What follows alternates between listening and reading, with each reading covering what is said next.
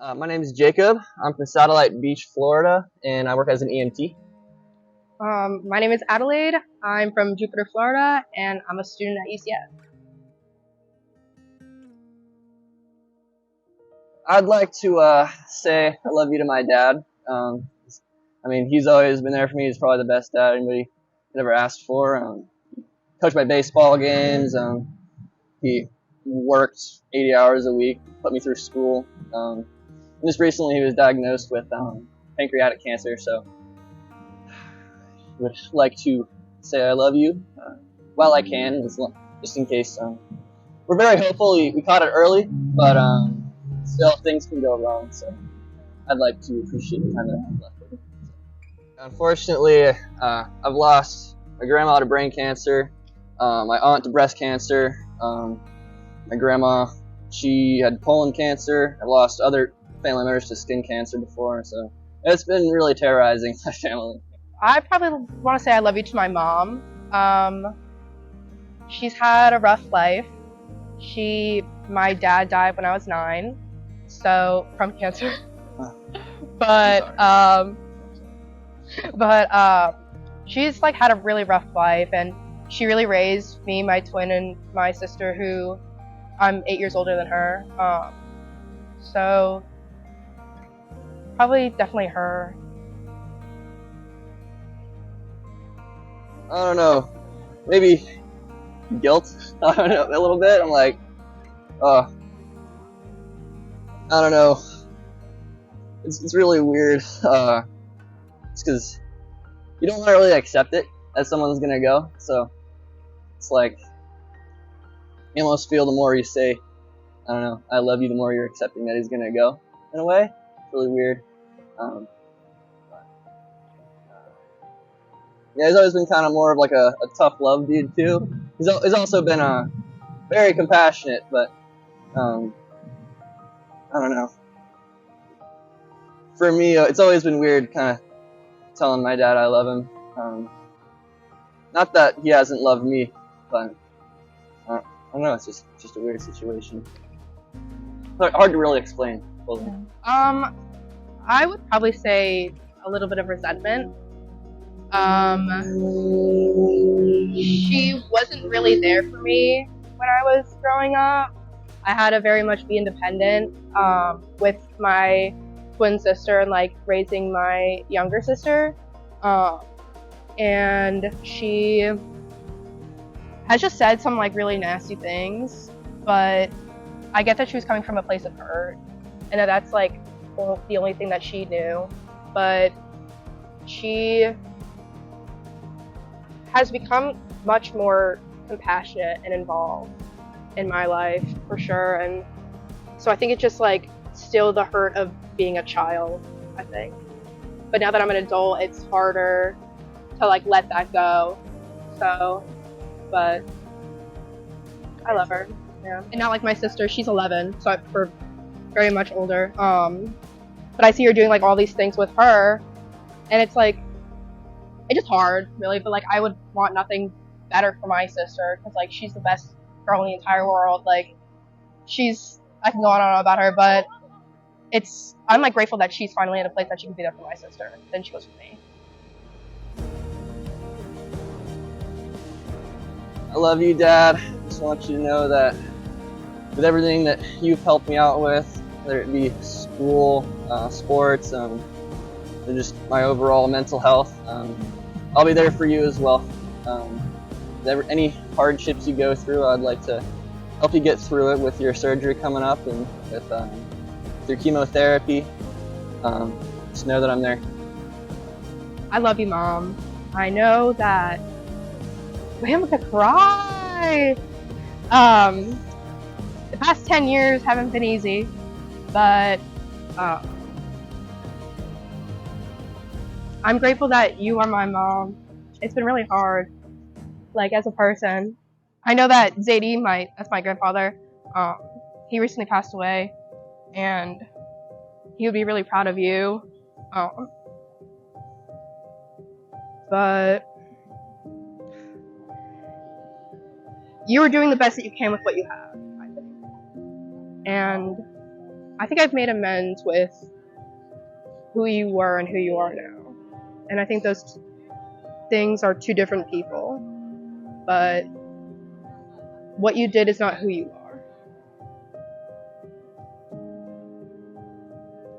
I think my thought process could definitely be better about the whole situation going on.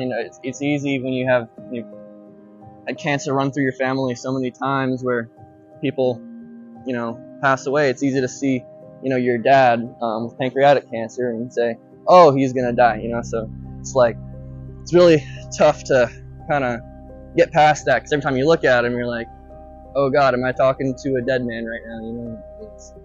It's tough to get past. But I think positivity is probably the best thing I could work on. I would probably say to call her more, just like a little bit. Like some of my friends, they call their parents like all the time, and I like call them like every 2 weeks or something. So probably definitely that, and go home more. I do go home a lot, but I think for thinking wise, I want to remind myself that she's not who she was way back then, and that she's not changed, but she's grown and developed as a person even when she's an adult. And that so I'm only 20, that I still have the rest of my life to spend with her, and the past 10 years aren't a true testament to who she is, I think. If you didn't pick up the cues from the video, this was Jacob and Adelaide's very first date. They were sitting in the grass by the water together, just talking, when I walked up and overheard Jacob say the words, "Oh, really?" in response to something Adelaide had said. So this was obviously not exactly what the two of them expected to happen on their first date, but I'm glad they did. In less than 20 minutes, both likely learned much more about one another than most people learn on their first dates. Jacob and Adelaide, I'd like to point out a few things I noticed during the interview that made me smile. Number one, I could tell that both of you are thoughtful and sensitive. I noticed that you both expressed empathy for one another during your interviews when learning of hardship and grief in the other one's life. This is a great sign that both of you will be attentive, understanding, patient, and supportive. Number two, both of you expressed yourselves in a very mature manner. Even though it was tough at some points, life just isn't always a walk in the park. So you deserve quite a bit of credit for being strong enough to be vulnerable, especially in front of each other on a very first date. Number three, I noticed that both of you chose to focus on the positive aspects of your relationships with your parents, choosing the prospect of a brighter future over the worst possible outcome. Being hopeful and choosing positivity isn't always the easiest path. Sometimes it's just easier to accept negative thoughts to reduce the perceived impact of things not working out well. These are all amazing qualities, and I want to encourage you both to stay positive. Learning this much about one another in such a short period can present a great opportunity to grow deeper together and more sincerely together. And I hope this experience helps you do just that. Plus, both of you look really great together. Just saying. Jacob described his father as the best dad anybody could ask for, working long hours to put him through school, being present at baseball games, and supporting him along the way. That's a kind of father who's determined to provide the best he can to give his children the lives they truly deserve. He may not always be the most affectionate, but the fact that he will give up so many hours of his life to ensure that Jacob succeeds is evidence that he not only loves him, but truly believes in Jacob and envisions him as a great man who he can be proud of. Support and time are two of the most important gifts a parent can give a child, and Jacob's pledge to be there for his father when he needs him most demonstrates that his father has raised a man after his own heart. I recently interviewed Tanya and Dulce, and Jacob's description of his father's commitment to his success reminded me so much of Tanya's emotional description of her father working hard to give her and her family the lives they deserve. Go ahead and click up here to check out that video as well. I think you'll appreciate it. Adelaide's relationship with her mother has obviously grown in a positive direction, and much of that growth has come from both Adelaide and her mother choosing positivity over dwelling on the past. Adelaide has taken the high road, choosing to view her mother's past behavior in the rearview mirror, as opposed to allowing her mother's past behavior to be the lens through which she views their future. This is not only gracious, but wise, because in this case, we see a daughter choosing to believe in her mother, despite her mistakes. Adelaide has chosen to acknowledge her pain, but to separate that pain from the prospect of brighter days with her mother.